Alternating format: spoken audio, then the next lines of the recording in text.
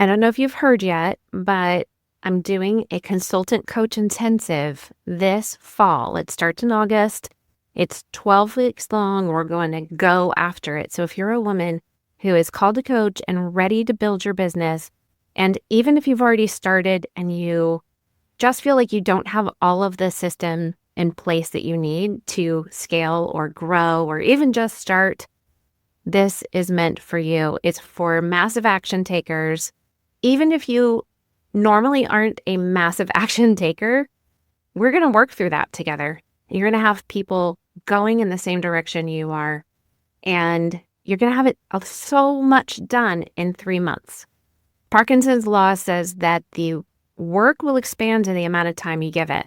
So if you think that you have years to develop your coaching offer, your skills, your business, and all of the things, you're going to take years to do it. But if you have 12 weeks that you set aside and intentionally say, I'm inspired to do this, I'm called to do this, I will be obedient in stewarding what I've been called to do well, and I'm going to go do it with a bunch of other people who are passionate about doing it also, and somebody who's laid out a framework that I can follow so I don't waste time, money, and energy, it's for you. So Consultant Coach Intensive, it's a 12-week mastermind for women who are called to coach and ready to build. You can go to the website, sterlingandstonementoring.com/consultant coach intensive. We're going to take your life story and wisdom and experience and develop it so that it can intertwine with coaching skills so you can help people right where they're at from right where you are. I'm so excited for everyone that God calls to this because I know it's going to be really powerful. It's exactly what I wish I had had when I first felt the call to become a coach and start a business. And I'm going to pour myself into it. So I want people who are ready to pour themselves into it alongside of me. Make sure you apply, and if you get in and apply before July 31st, you get early bird pricing. I can't wait to see you in there. You have just tapped into the Christian Life Coach Collective, and I'm your host, Laura Malone. I'm here to equip and encourage coaches in skills, business, personal life, and faith. I believe you're already 100% worthy and capable, and you're called for such a time as this. So let's get you walking it out with courage and confidence so you can be an amazing coach who sees transformation and great results in both your life and the lives around you. Let's get started. Today, we're talking about the fact that you do not have to quit what you're doing right now, and you don't have to sabotage what matters to you right now to begin something fresh and new. I want to address this common concern a lot of people have when they think that they want to become a coach and or start a business. You don't have to leave your current job to start coaching, and you don't have to ignore your family or your home to begin dreaming and taking action. You don't need a huge following first. You don't need a perfect niche or a full 40 hours a week set aside to do this. You can just start small and be part-time and go with what you already know. Coaching is one of the most flexible, customizable industries out there right now. And when you build it with intention, it can become something very meaningful, sustainable, and even income generating without burning you out or pulling you away from your current responsibilities and roles in life. You can call it a side hustle if you want, but if you don't like that term, you can call it a passion project. Lots and lots of people have passion projects that make them income. Some of them make them millionaires. I have not yet created that app. So I want you to hear this from somebody who's actually lived that out, because I'm not just sharing it as a theory. It is the way I have done it. I've literally walked out the journey of growing my passion project / side hustle into a successful business. At the same time, I've had 2 other full-time jobs. And I will say on a side note, a job doesn't imply you get paid for it or that you get paid in dollars. So some of us work 24/7, 365 for decades and only get paid in hugs and smiles and tears and unfolded laundry. And at the end of your life, that kind of payment's actually worth more than any amount of dollars in the bank. and what they could add to your story. So I had to say that on the side. But one of my full-time jobs is that I'm the executive director of Crisis Response International. It's a global missions organization, and that has been a full-time calling in every sense of the word. It is boots on the ground. It's emotionally intense, spiritually demanding, mentally fatiguing, but incredibly meaningful work. And I've been doing it almost 2 decades. But in addition, for the past decade, 10 years, I've been building my coaching business all in my spare time. And not because I actually had tons of spare time, and not even because I was trying to escape my other responsibilities or buffer because I didn't want to do something. It was because coaching really is one of the most life-giving things I've ever done. It sows into me because it's part of who God says I am. It's making up my identity, my unique original design. It's me revealing the character and nature of God in the purpose that I have. And when I started expressing it, what it did was it showed me how to belong with the people who need what I carry and want it and desire it and value it. Like there's belonging there. It's not fitting in. It's a belonging. And it's not a connection of like all in all, everything belonging, but it really is identity, purpose, and belonging work for me that is so fulfilling because part of who I am is a supporter and a promoter and an equipper of other people. So it created a container for me to do everything I'm passionate about doing. And that made me want to give every ounce of time I could eke out of the day. It's just fulfilling differently than being a mother or an executive director is. It allows me to walk with clients through transformation and purpose, their identity and their legacy. It's where I get to show up with my own story, my own wisdom and experience, and my voice at the table in a way that's very personal to me, but very deeply impactful for others as I learned how to put my story into a message that could have a container other people could drink from, right? And the beauty is that I didn't have to choose one or the other. Like, do I start coaching? Do I start a business and quit this other job or stop, shopping or cleaning the house or homeschooling or like all things, right? I didn't have to do that. I've actually figured out over time how to go like crockpot style, low and slow, live out both callings in different seasons and rhythms and just keep going. And I didn't have a need for it to all be perfect or be at the end quickly. I knew it was going to be a journey. I knew I had other things to do, but I knew I couldn't keep suppressing this calling in my heart. That's why I believe so strongly that coaching can be your side hustle. Even if you don't make money doing, be your side hustle, because it gives you fulfillment. It doesn't have to uproot your life. It can actually add to it. And it could be a space where your personal purpose gets to get out there and stretch its legs and grow its muscles, right? So if you have a full-time job or a part-time job, or you manage a ministry, or you're juggling all these millions of things, you don't have to count yourself out. I chose not to, and I'm glad that I said yes back then when I did, because it's led to me being where I'm at 10 years later. And I know so much more about myself and what I have to give and how much capacity I have in every season. And in addition to running CRI, we call Crisis Response International CRI, CRI, and because there's a lot of syllables, you know what I mean? In addition to that, I didn't just build a coaching business or all my methods, all of that, while leading a nonprofit ministry. I built it while I was homeschooling kids, running the house. My husband would be gone from anywhere from a week to 3 months at a time on a deployment. Sometimes we all packed up and went as a family and lived on a deployment. And the longest deployment our whole family lived on was 4 months. We lived on Long Island in Lindenhurst after Hurricane Sandy. And we were actually on Long Island when Hurricane Sandy hit. So and then a blizzard hit right after that. So we'd already been doing work to muck out flooded homes.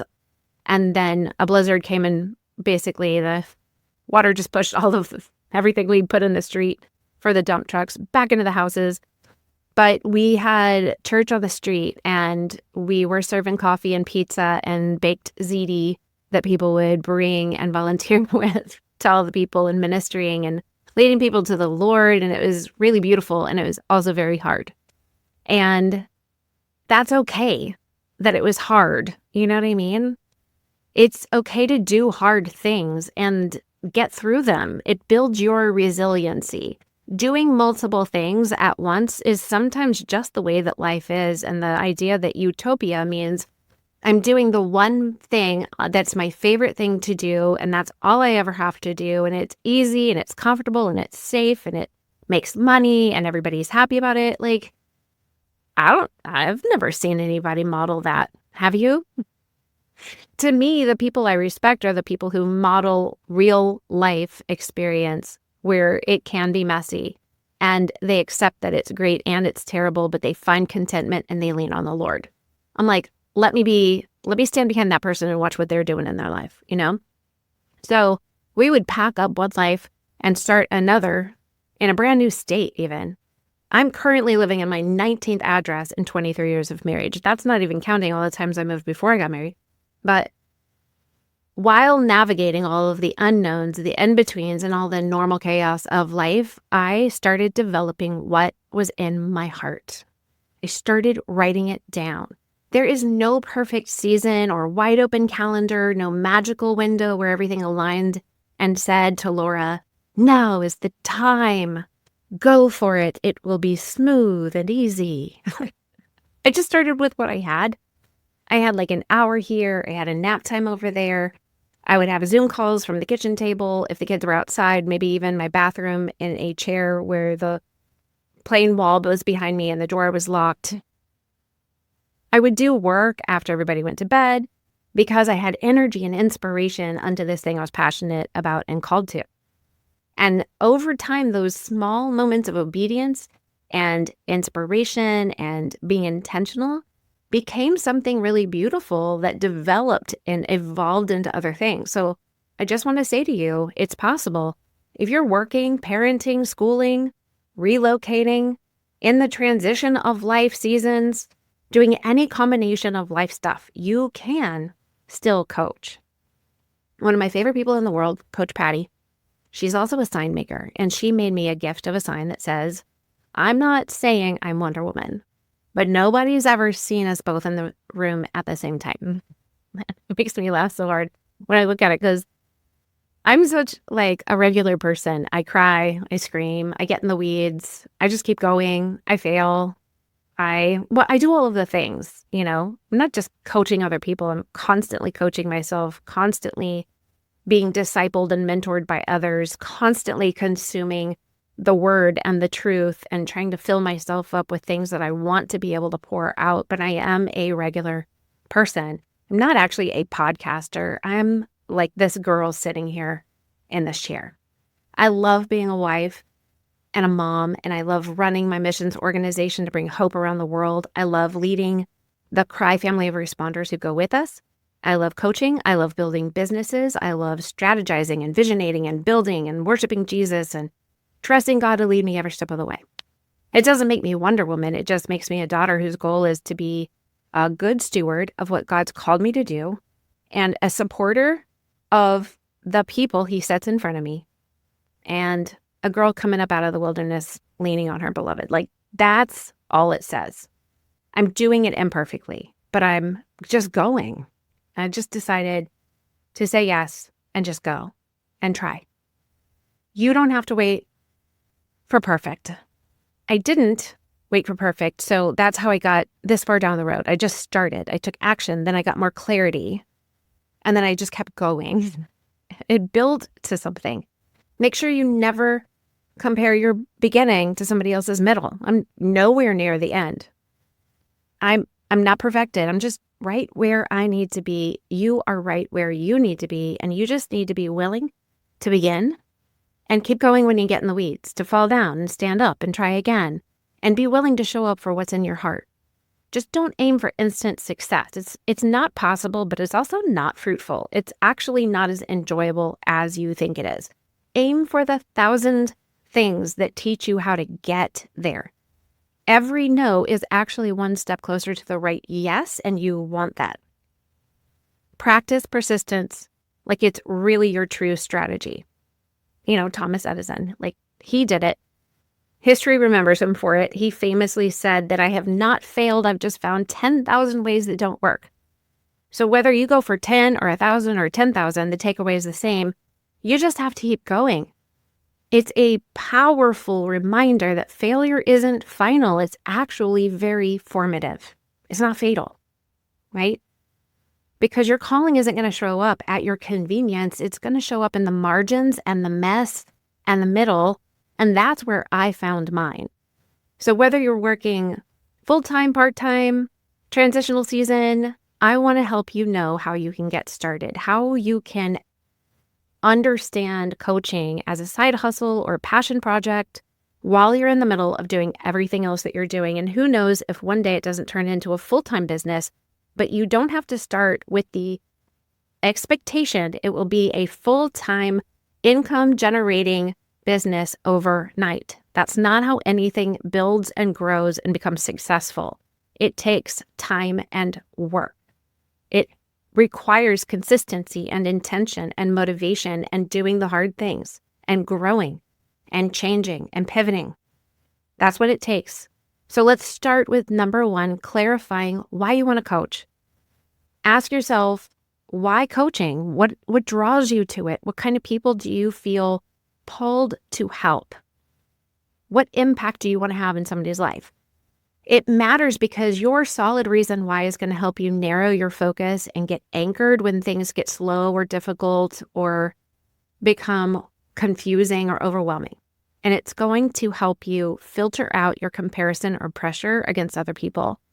So your solid reason why is the foundation of your passion project and side hustle. It's not just something else you have to do or you should do. It's actually something that adds purpose to your hours and days and weeks.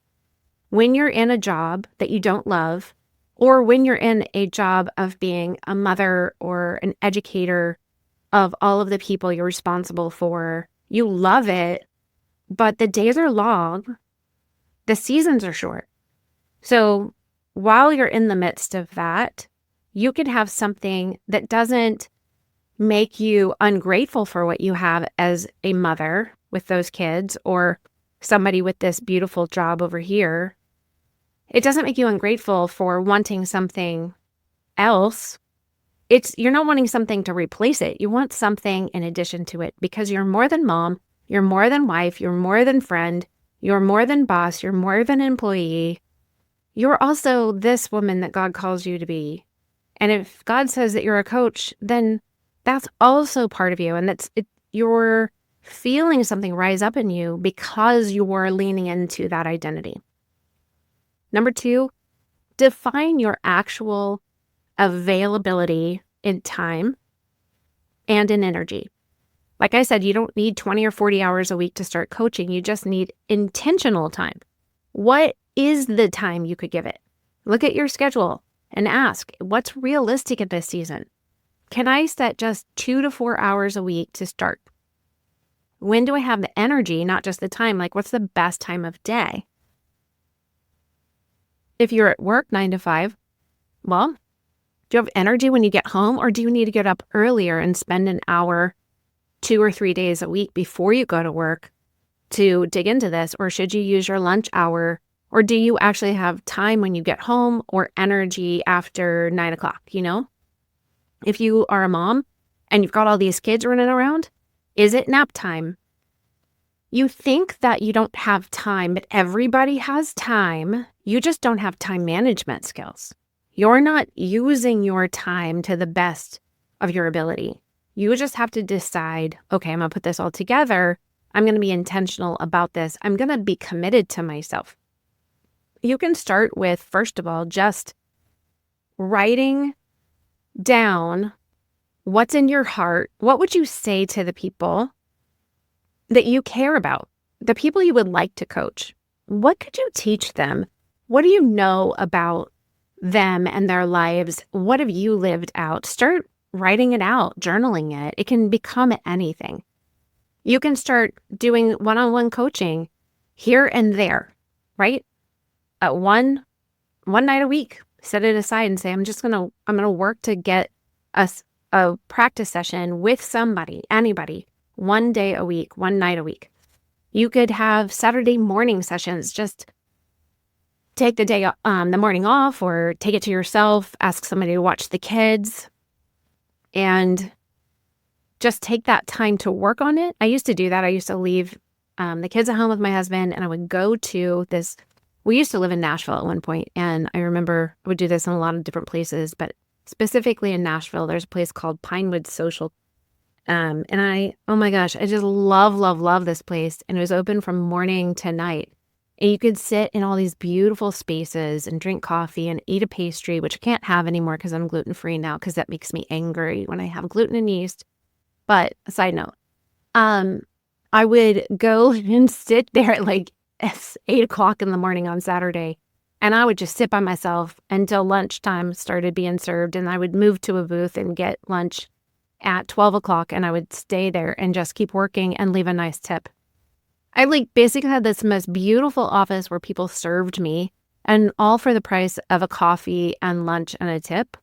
And I loved it. And I was surrounded by people, the energy of all these people that I would think about what did they need in life and how can I help them?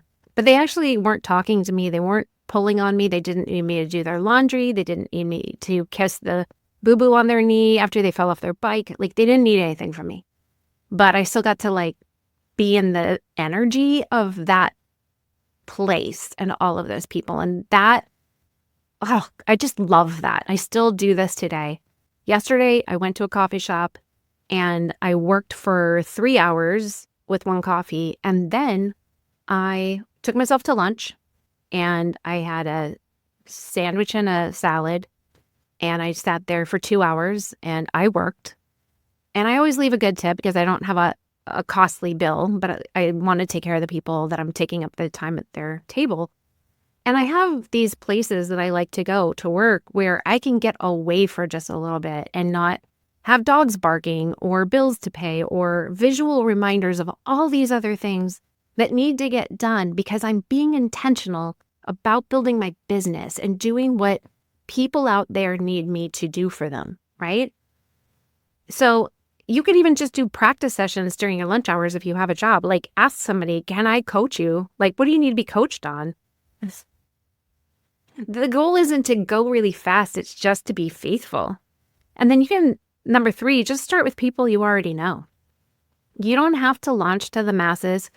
Start offering coaches to people in front of you, your neighbors, coworkers, friends, people at church, online, anybody who's ever asked you for advice or encouragement or captured you in the parking lot for an hour. Go tell them that you're offering some coaching sessions as you launch this side hustle, right? Or whatever. It's a space to talk through things like your identity, you want clarity, you're working on your mindset, you need confidence. And I'm just, if you want to be part of my beta group or try a session, all I ask is, I always say, don't give it for free. Give it in exchange for feedback, testimonials, and referrals, things like that. So maybe they don't have to pay you for your practice sessions, but do ask them to just, write 2 sentences about a testimonial or give feedback on how the coaching went so you can grow in research and experience, okay? But just start with those people. They're not your ideal clients down the road, most likely, but they're a great place to start. You don't have to think that coaching is only happening if you say, I'm a coach, someone else says, I would like to buy a session and schedule through your scheduler, and I call myself a client and I've signed a contract. That is not the only thing that says you've coached them. If they've given you permission to speak into their lives and guide them in some way, and you show up intentionally with a coaching mindset that everybody is the most important client in front of you, no matter what they've offered in exchange or invested, if you show up the best way you can, you're coaching. And you can call that coaching practice, okay?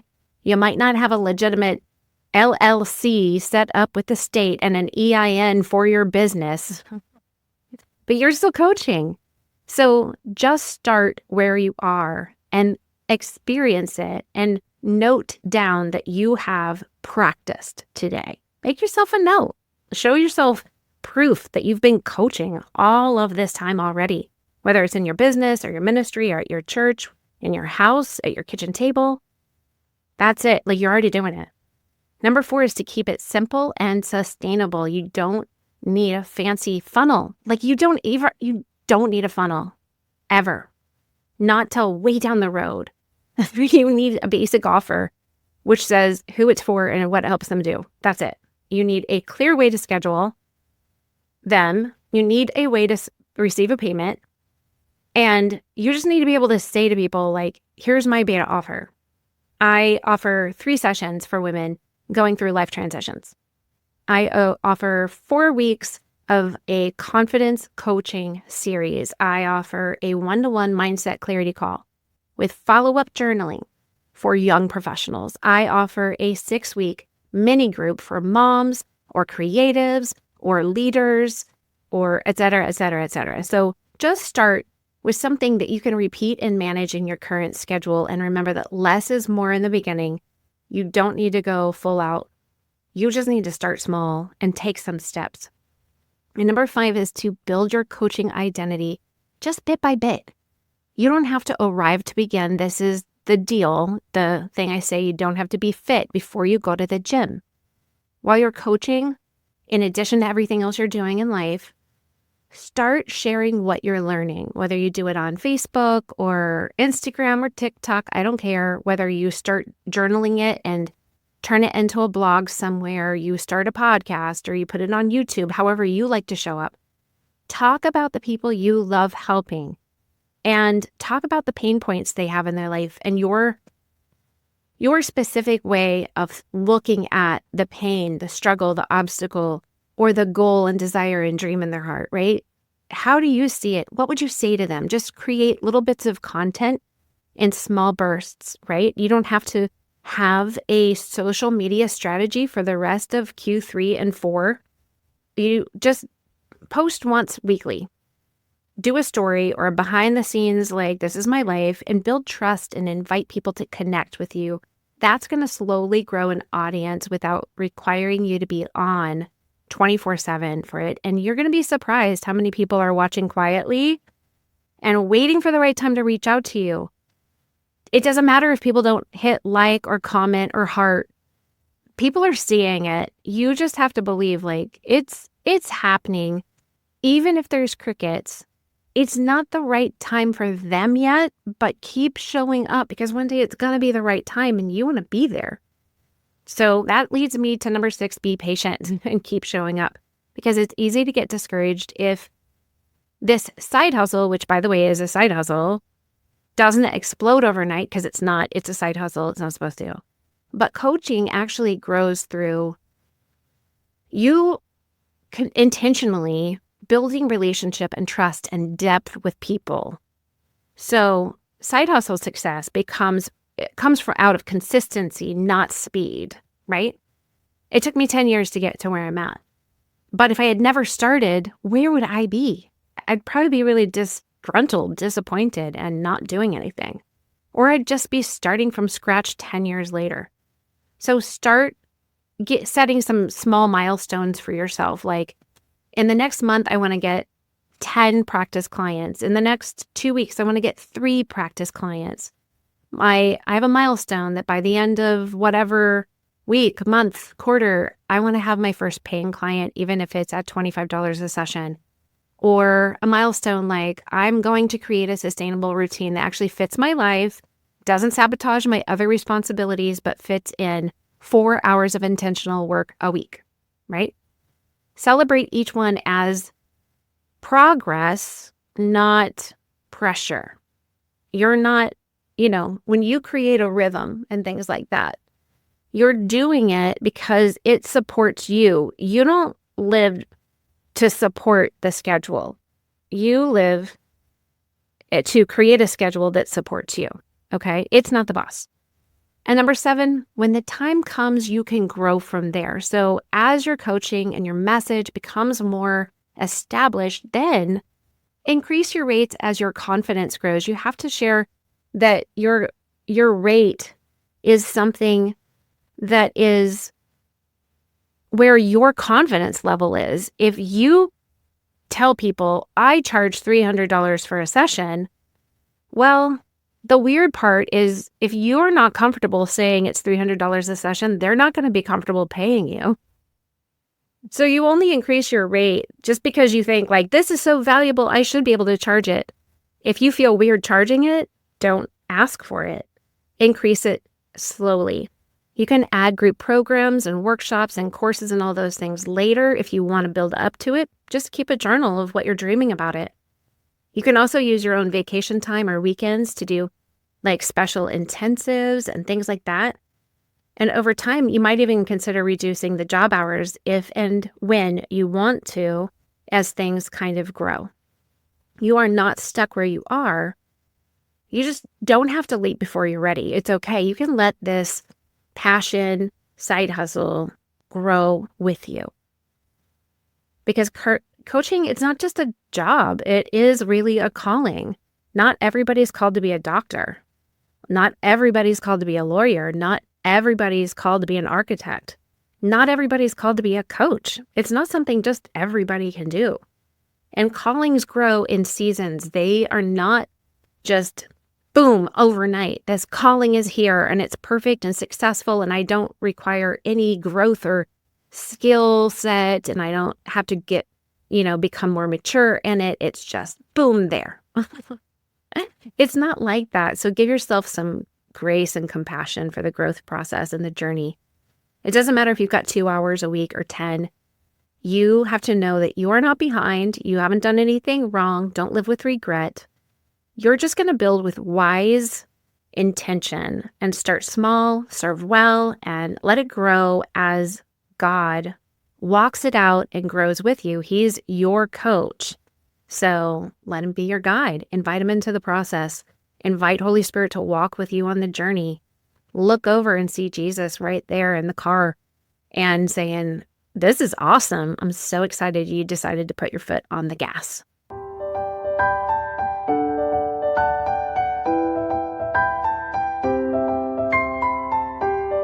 Thanks for listening. For more coaching resources and to learn how to work with me, head to sterlingandstonementoring.com or click the link in the show notes. Remember, walk boldly in your calling, and I'll talk to you next time.